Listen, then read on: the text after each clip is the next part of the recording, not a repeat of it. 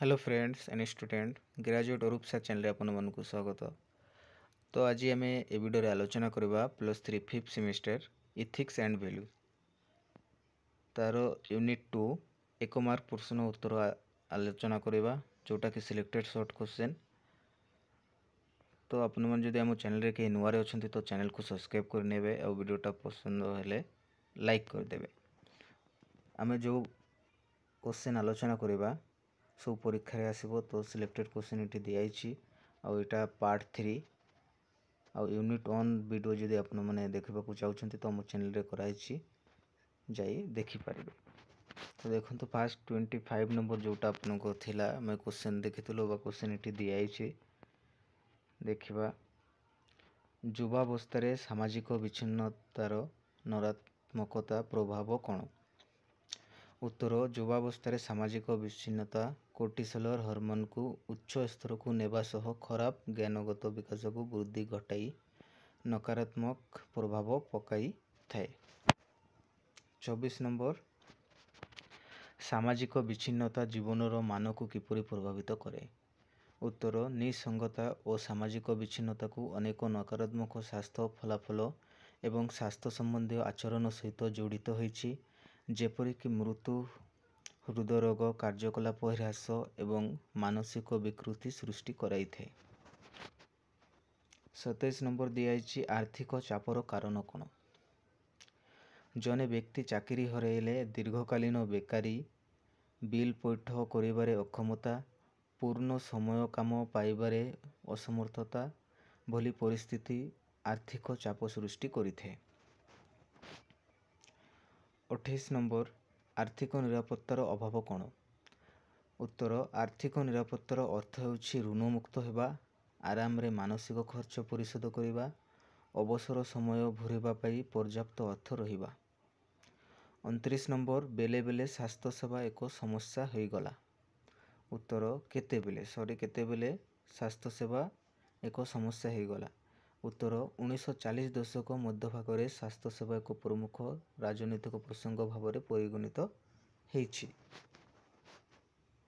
30 number स्वास्थ्य सेवा समाज उपरे किपरि प्रभाव पकाई थाए।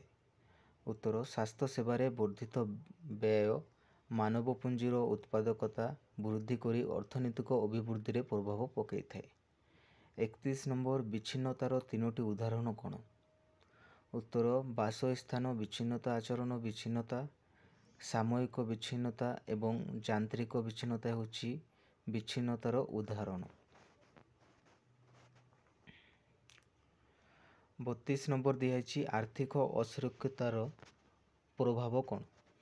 उत्तर आर्थिक असुरक्षिता हेबा उच्च आत्मसम्मान और मौलिक मानसिक आवश्यकता को दुर्बल करी बेपारुआ आर्थिक निष्पत्ति होई पारे। 33 नंबर केउ समस्त विषय निसंगता को वृद्धि घटाई पारि थाए। उत्तर दीर्घकालीन असुस्थता अक्षमता परिवहन समस्या बेकारी घरोई बा सांप्रदायिक हिंसा सामाजिक विच्छिन्नता आदि विषय निसंगता को वृद्धि घटाई पारि थाए।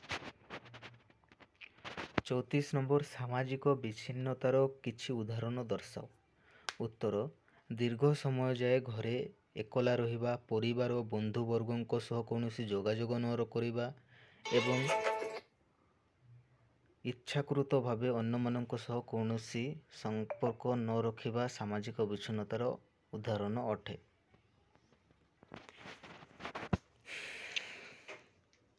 35 नंबर स्वास्थ्य सेवार भविष्यतर समस्या गुड़िक कौन। उत्तर स्वास्थ्य सेवार सम्मुखीन होता सबुठ बड़ समस्या होछि खर्च और स्वच्छता ग्राहकों अभिज्ञता वितरण सिस्टम परिवर्तन पारस्परिक कार्यदक्षता तथ्य और विश्लेषण इत्यादि। 36 नंबर भारत में वयस्कों को दुर्व्यवहार पाई दंड कौन रही। उत्तर भारत में वयस्क व्यक्ति को दुर्व्यवहार कले 6 मास जेल दंड व 10,000 टंका जुरिमाना दंड देवाकू पड़ी थाए। 37 नंबर दिखाई भारतीय पिंगल कोड केउ धारा वयस्कों को दुर्व्यवहार प्रदर्शनकारी को दंडित देई थाए। ଉତ୍ତର ଭାରତୀୟ ପିଙ୍ଗଳ କୋଡ଼ ଧାରା 506 ବୟସ୍କଙ୍କୁ ଦୁର୍ବ୍ୟବହାରକାରୀଙ୍କୁ ଦଣ୍ଡ ଦେବା ବ୍ୟବସ୍ଥା ସମ୍ବନ୍ଧରେ ଦର୍ଶାଇଥାଏ।